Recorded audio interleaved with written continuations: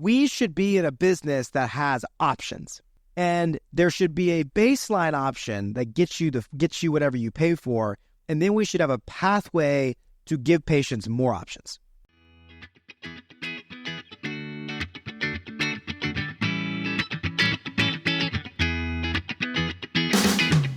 Welcome back to the Millennial Dentist Podcast, a podcast all about working smarter, not harder. Pushing dentists to go beyond dental school dentistry and build the practice of your dreams. Here is your host, the Millennial Dentist himself, Dr. Sully Sullivan. What is up, everybody? Welcome back to the Millennial Dentist Podcast. I am super glad to be back recording with you. Gosh, what a couple weeks. For those of you that missed the 3D Dentist Growth Summit, it was off the chain. It was super fun. Just an epic time. May 1st and 2nd, 2025, third annual. Best prices right now. Bring you, your teams, everybody come to Nashville. So we'll be back here. Got lots of exciting ideas for 2025. So it'll be super fun. If you missed out, like, man, I really wish I had gotten to see some of that. You can buy the recordings of the entire 2 days. Everything was filmed and done really nicely. It's a super reasonable fee, like $300 or something like that. So check that out, www.3d-dentist.com. Otherwise, let's jump right into it. So today, what I want to talk about is our lack of appreciating the way that people buy things and just consumerism at large. And I think I'm going to start this series where I talk about how difficult certain companies make it for you to buy. And I think dentists, we are in that camp a lot of times, that we make the buying process so overly complicated for our patients, and we cannot do that. So anyways, before we jump into that, next month we have tooth replacement therapy. That is where we teach you how to do extractions, grafts, PRF, single implants, getting out of the gate and bringing in tooth replacement therapy to your practice. If you don't do this, it's the number one gateway procedure that can help you clinically level up. So that's in June. So check that out. If you're not doing implants, come place implants with us. And if June doesn't work out, we have a number of times. And like our practices, we've got good payment plans. So we can easily get you on a 12-month payment plan to make it more affordable, because it is expensive. But it will return investment. No problem.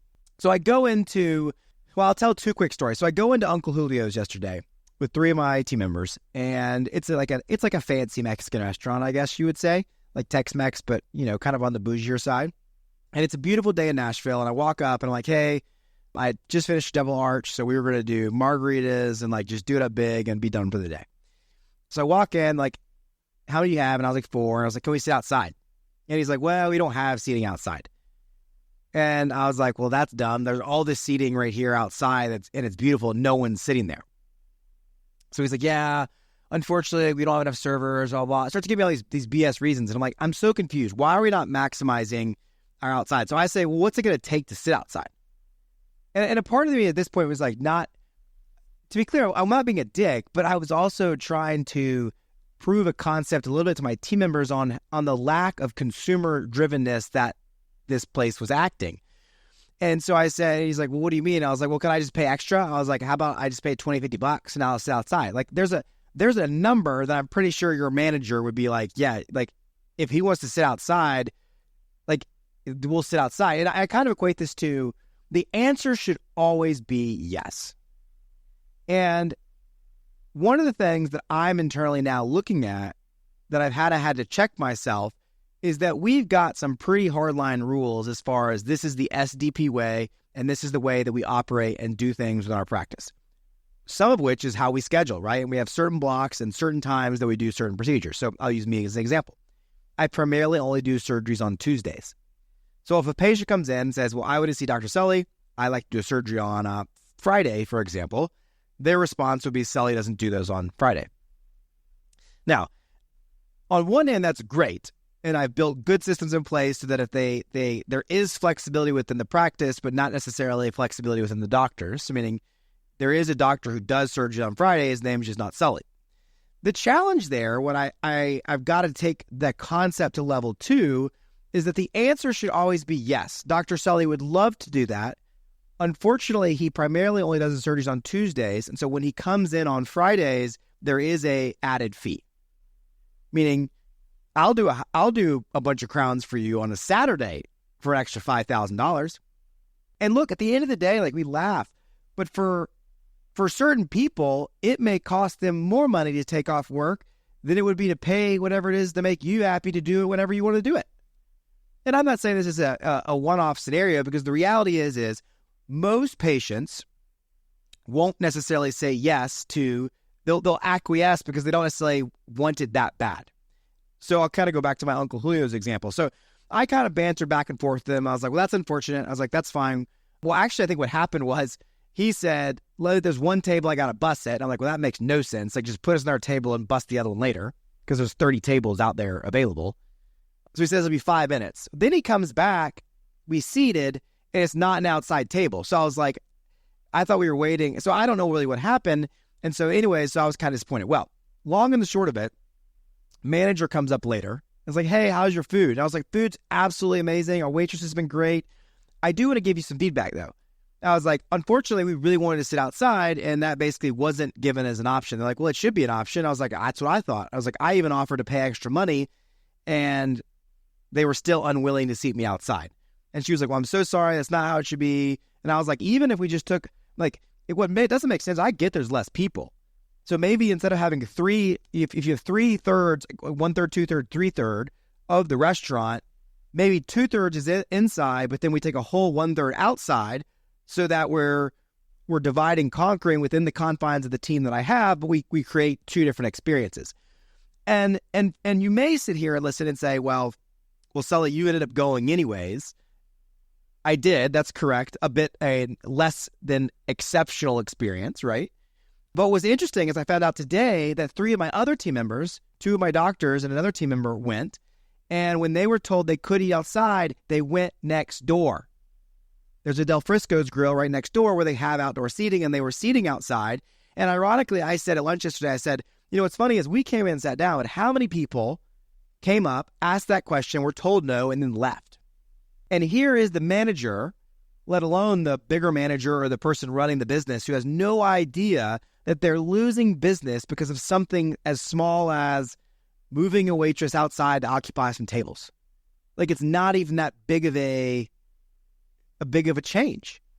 Or not giving a pathway, despite maybe more money, to create an experience that's exceptional. So this really got me thinking and trying to and kind of start to then piece in, well, how can we do things differently at my office to do this? Now, I'll tell you where we all completely missed the boat was with Sarah. What in the world were we thinking that we haven't always said, hey, there's 2 ways you need a crown. You want to do your crown. We can do it the same day. It costs $100 extra, or we can bring you back and it'll cost this much. Like, why haven't we ever thought about that logic? And now the problem is like, the reality is that would work probably for 80% of people would easily say, yeah, I'll pay an extra $100 to get it done that day. Not have to come back, not have to get renumbed.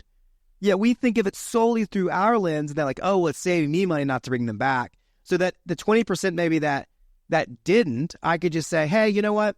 If it's okay with you, I thought we'd just go ahead and get this done today. I won't charge you for the $100. Like, and for now, for us as a practice, it would be difficult to go back and probably implement that system, because when you've been doing that for, I don't know, 15 years of same-day crowns, and now you start charging for what's become expected, that becomes a problem. And if you think this won't work, look at our world. We all pay primarily, not everybody, but 90% of us probably that listen to this podcast pay for an Amazon Prime subscription so that you get your stuff faster. Timo was listening to a podcast that Jeff Bezos did that he said, I built Amazon off 2 known facts. Americans will always want their product faster, and they will always want it cheaper.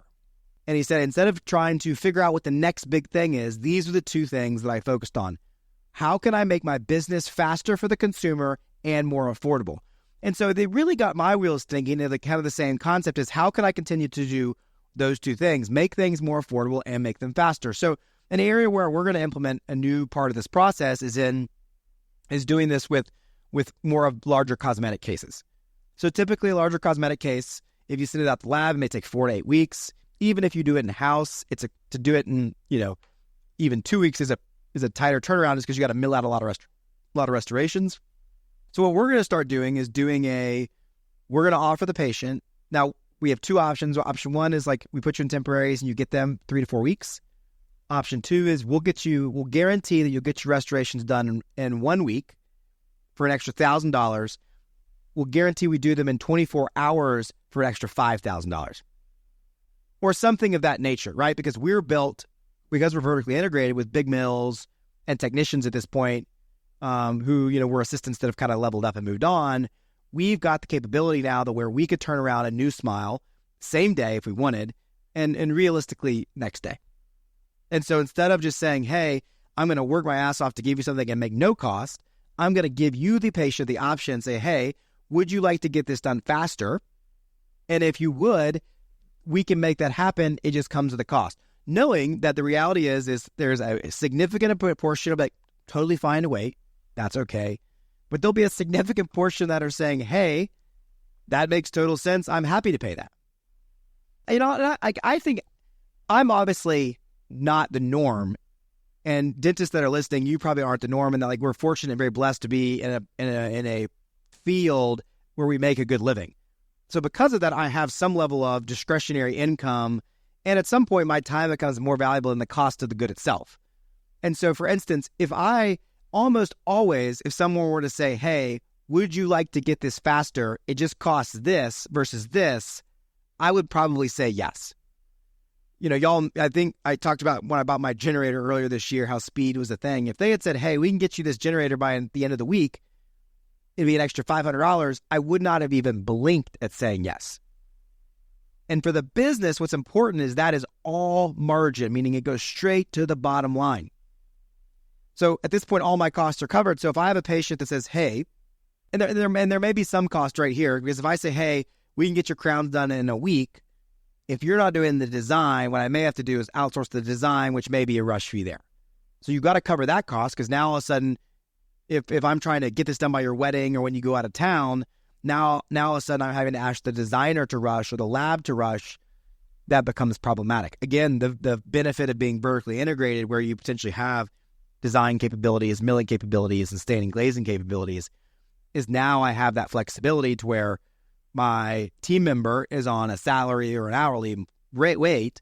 So that's a fixed cost, and assuming they're not working later, and now I'll be able to get that done. So we just really have to do a better job of trying to think about where we can do these type of things to bring this into practice the way we run our businesses. And, another one that was stuck out to me, I kind of got on a roll while we were at this lunch, is we decided to order this. There were 4 of us there, and they had this Taco Tuesday platter that they bring out. And basically you pay per person, but they bring out this big platter with all like a lazy Susan with all the fixins, and then you just build your own tacos right there. Well, on the menu, there's only one option. It's ground beef and fajita chicken. So I really didn't even think about shrimp or fajita steak. I was happy with those 2 options, I guess. And when the lady came over, she said, hey, no problem. We want this. And she goes, would you like to upgrade to fajita steak? And then my immediate response was absolutely.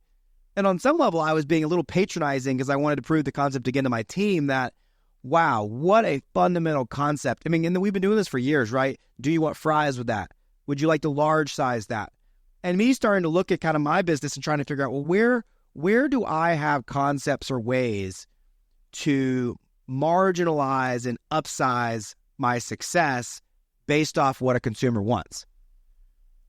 It's not hard salesy. It's just a matter of, look, the steak costs more money, so it's going to be more expensive. But what was interesting is the platter of 4 was $48 until I upgraded it.